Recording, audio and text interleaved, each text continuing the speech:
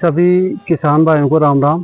जय हिंद। मैं महेश फौजी आज हमारे नज़दीकी ग्राम हरजनपुरा में जो कि 7-8 साल से जैविक खेती का कर रहे हैं, आज उनका अनुभव हम लेंगे। रईस जी जहांगीर हरजनपुरा, जो कि 7-8 साल हो गए उनको।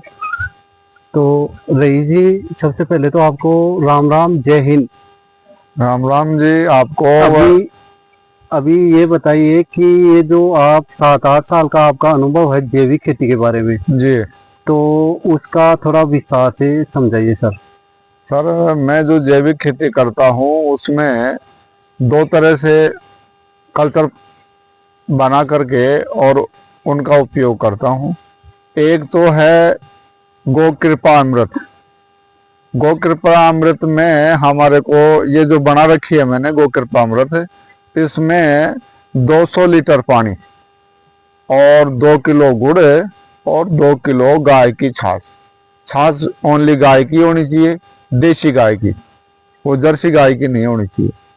और इसमें डाल करके और 1 लीटर गो कृपा अमृत, जो कि अहमदाबाद से हमने मंगवाई थी, अब इसमें डाल दिया और 7 दिन बाद ये बन करके तैयार हो जाता है।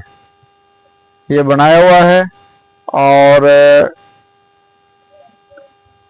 7 दिन तक इसको सुबह और शाम घड़ी जैसे घूमते है उस तरह से इसको घुमाते रहो और ये 7 दिन बाद में कल्चर बन करके तैयार हो जाएगा।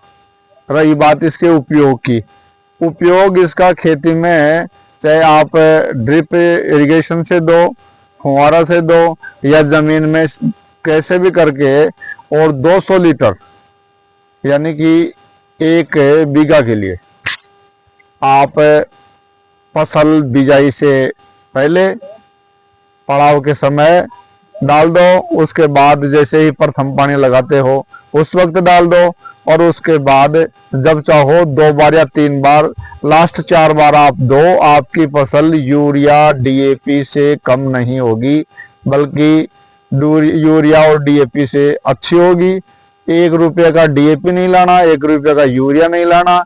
आप इसका चाहो तो स्प्रे भी कर सकते हो, चाहे जिस फसल में भी, चाहे नींबू हो, टमाटर हो, मिर्ची हो, बाजरा हो, गेहूं हो, सरसों हो, किसी भी तरह की बीमारी नहीं लगेगी। हर 7 दिन से या 15 दिन से इसका जो स्प्रे करते रहो। 15 लीटर की जो एक टंकी है उसमें 2 लीटर ये गो कृपामृत आपको डालना है, और इस हिसाब से आप जब स्प्रे करोगे तो यूरिया और डीएपी की कोई जरूरत नहीं पड़ेगी, और ना ही कोई रोग लगेंगे, नहीं फंगीसाइड लगेंगे और नहीं कोई दूसरा रोग। सब्जी में किसी भी तरह की दवाई डालने की कोई जरूरत नहीं है।